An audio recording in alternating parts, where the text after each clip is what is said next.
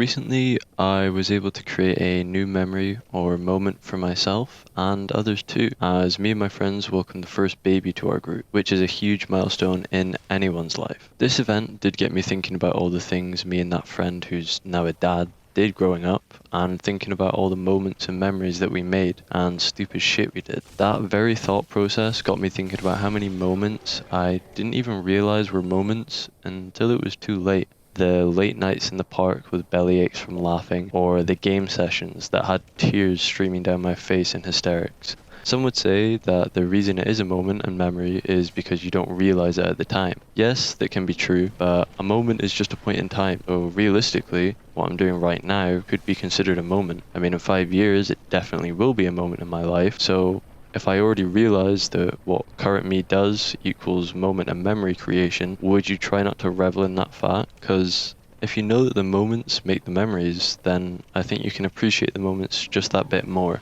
even the sadder ones, which I'll touch on later. See, I can understand when you and all your friends are just hanging out that, yeah, maybe it's just like all the other times you hang out. But in 2, 3, 4 years, if you're not doing that anymore, or even as frequent, then you're going to be thinking about the times we would hang out all the time. So for me, every time I go out with my pals, I try to be fully present, and I think that's the key to making moments, just being present. See, as someone who considers themselves a chronic thinker, a surprising struggle I always had was being present when I was with others, which meant that even when everyone else was having the best time, I wouldn't be there. I would be too busy daydreaming to realize that I was in the creation of a moment. See, I feel that everything that the prior moments led to the current now, and for that, I try to love every second of the new moments I'm getting myself in, and trying as hard as I can to indulge them as much as possible after the path that previous moments has set in motion. Now, not all moments are amazing. Sometimes you're not feeling good mentally, physically, you lose people due to death or just natural distancing. Some little shit shoves a stick in between your bike wheel as you're passing, and you violently launch forward and smash your face off the tarmac. Not every moment is good, and that's just another simple reason why the time when there is massive smiles and laughs, or true peace and calm, that you should enjoy them. That you should try and be present to allow you to cherish them and revel in the fact that life blessed you with an ability to recall things that you experience. You can be old and still recall childhood memories. That's the wonder. When we are done with this standard life cycle and retire, that's when the memories will hit the hardest. Well, at least I feel. The moments that we so dearly hold close. Now, I'm no angel. I can't sit here and say that I realize when I'm in a moment every time, because that's not true. I'm a thinker. But in social situations, I'm an observer. So I look around and don't necessarily speak loads when in public. Maybe that's due to me being an introvert, but all of my closest have said I have the gift of the gab, pretty much saying that I'm really talkative and could go on for hours without interruption. Cutting it even shorter, they're pretty much saying I don't shut up, which makes it feel odder that I'm an observer. It's not to say I don't speak and that I only sit in silence. I'm not some movie psycho who just stares at everyone from a dark corner. I am still involved. It's just like I've mentioned before, I value my privacy. It's important to me. So if I don't know you, I don't mind speaking, but don't be expecting some great social character or some deep lore dump. That said, I don't expect some deep lore dump from a rando I just met either. This way of being in public though means that I get to embrace the moments when I see them. For instance, if I'm at a house party sat chilling in the kitchen and all my mates are up dancing, smiling, I will sit there with a massive smile on my face, knowing this is a moment, and I'll try to save it as a moment, as the main moments that I want to come to mind when I'm older is the ones with me and my people smiling, me and my people enjoying life, me and my people safe.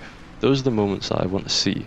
And embracing those seems so much harder to do now since everyone is so solo driven. They only seem to care for themselves. They don't care about embracing the moments with you, they care about the moments where they are winning, where they are thriving. And it hurts me a little. I understand that for some people, they are truly present when they are focused on themselves, and that maybe that's why they don't seem to be attempting to see the moment. Now, I know it probably only bothers me, as I'm someone who doesn't have that view, and doesn't see myself as the only possible moment creator. Yes, I will be around in the moment in some way, shape or form, but I don't need to be the main character of the moment. I just want to be able to have moments, to have memories, and to make sure that I cherish them as I'm receiving them. Then again, the pain it causes me could be own ignorance of thinking others don't realize we are in what I deem a moment.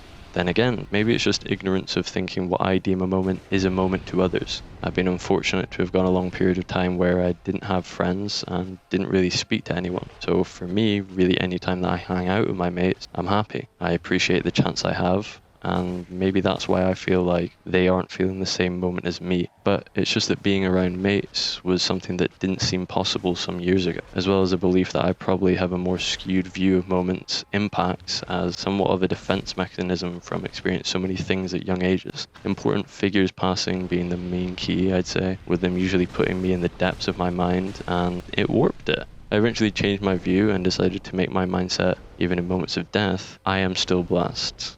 Blessed for the moments that I got to experience. The fact that I'm even alive to experience moments. The moments where people past showed their fight and will during hard times. I grabbed onto those moments and almost made my view of death as something that gave me bonus resolve. Almost like a thank you for the moments. Thank you for blessing me with being one of the few who knew your soul. Now I'll create more with what you taught me. That's also why my view of moments is different to my friends, my family, and anyone who's watching. I've had different experience to others, just like everyone else. Regardless, I'd just like to ask you, whatever moments and memories are important to you, cherish them and don't forget them. At some point, the moments and memories is all we will have, and all others will have of us. So I'd like to ask if you guys felt comfortable to share your favorite memories in the comment for me and others to read and hopefully smile at. Anyway, I think that's me. Thank you for listening to me ramble about the world from my perspective. Enjoy the moment, see you later, and stay safe.